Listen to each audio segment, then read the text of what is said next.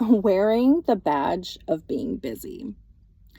The constant urge to wear busyness like a trophy has completely warped our idea of what a fulfilling life looks like.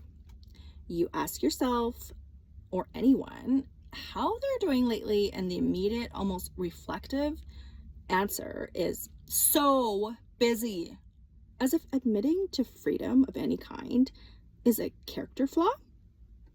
It really feels like we have turned exhaustion into the ultimate status symbol in modern culture.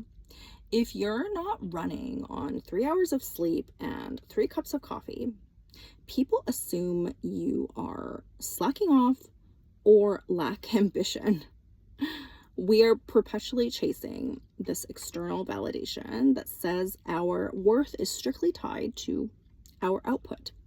We have been conditioned to believe that the harder we grind, the more important we are. The worst part is that validation is a moving goalpost that never actually yields genuine satisfaction. You hit one target, and instead of taking a breath, you're already feeling guilty for not immediately tackling on the next thing on your to-do list.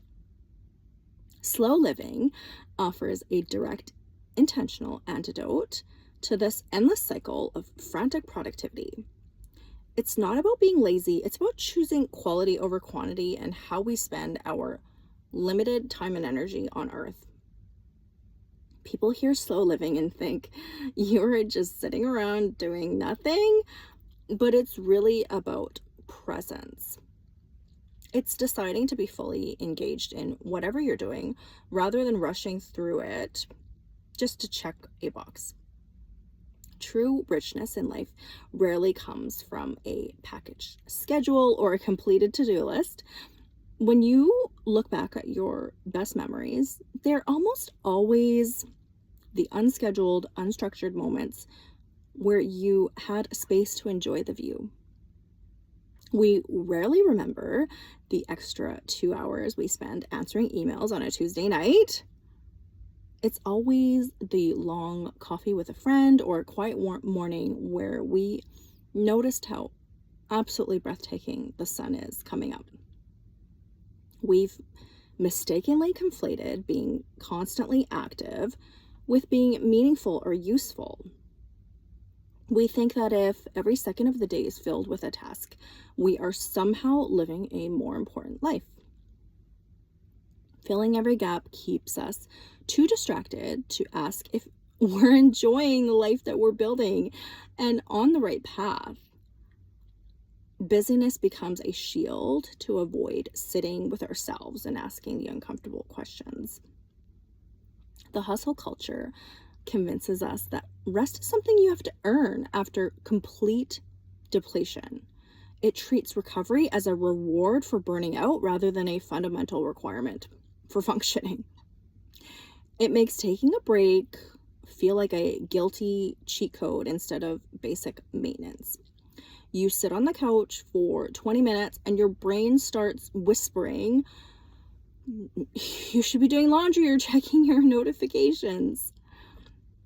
Slow living challenges the presence and the premise that faster is always better in every single context.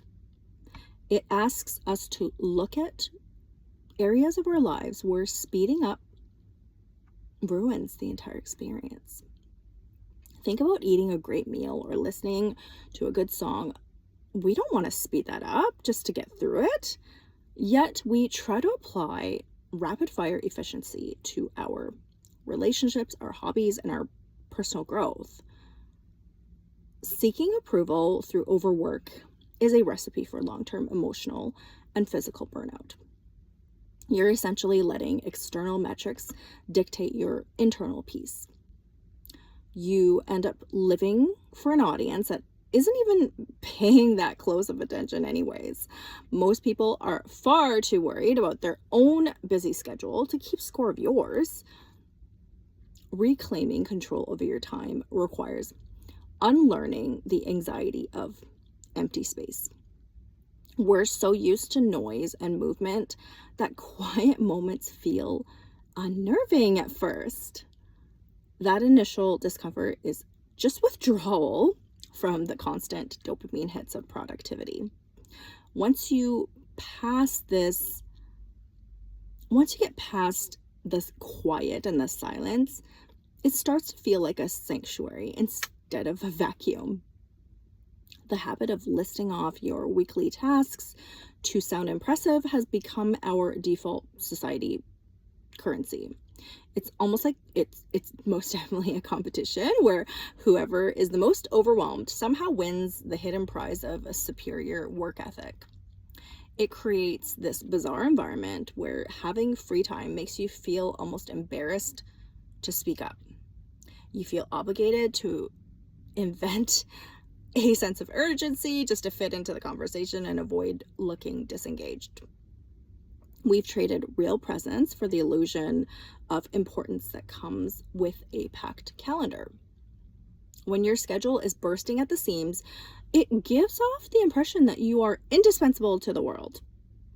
But being indispensable to a company or a person often means becoming completely unavailable to yourself.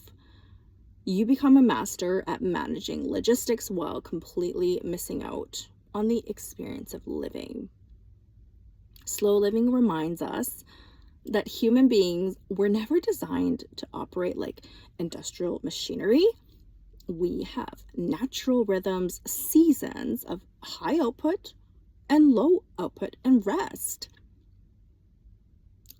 And we need to look at the bigger picture and realize that optimization through these cycles of productivity and lower productivity brings you a net positive higher productivity. Trying to run at peak capacity 24/7 is an unsustainable fantasy created by corporate culture and all of these income generating companies. Eventually, the body or the mind steps in and forces you to shut down, whether you want to or not. Validation seeking through overwork is often just a distraction from dealing with your inner thoughts.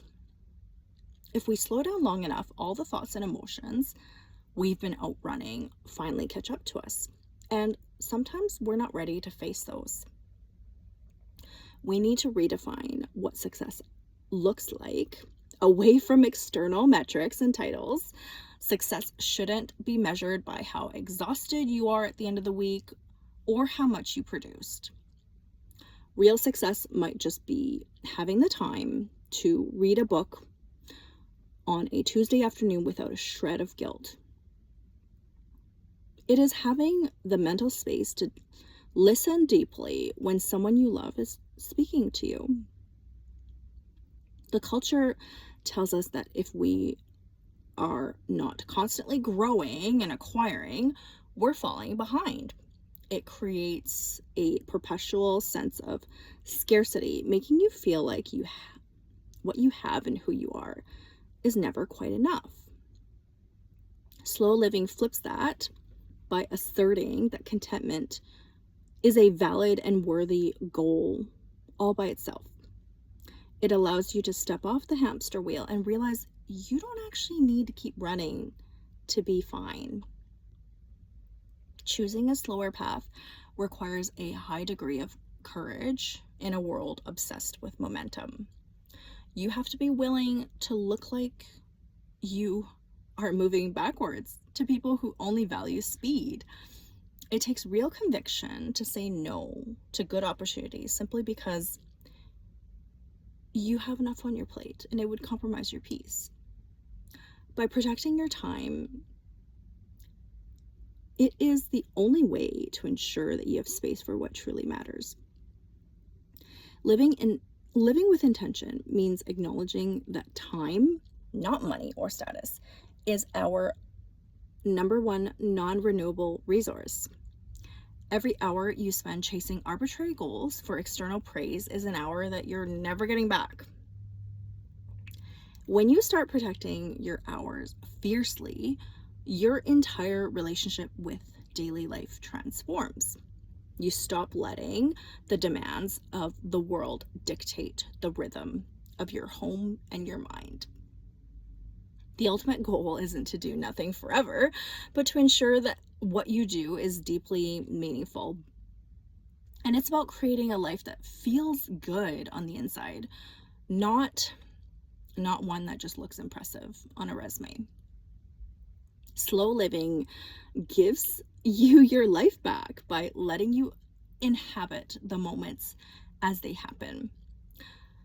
It allows you to build an existence based on depth, rest, and genuine connection rather than endless hustle. Designing a good life means prioritizing alignment over sheer speed and volume.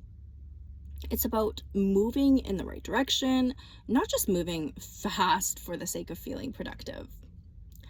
A life well lived is measured by depth, connection, and presence, not by how fast you are on the treadmill. Moving slower lets you truly experience and enjoy life that you've worked so very hard to build.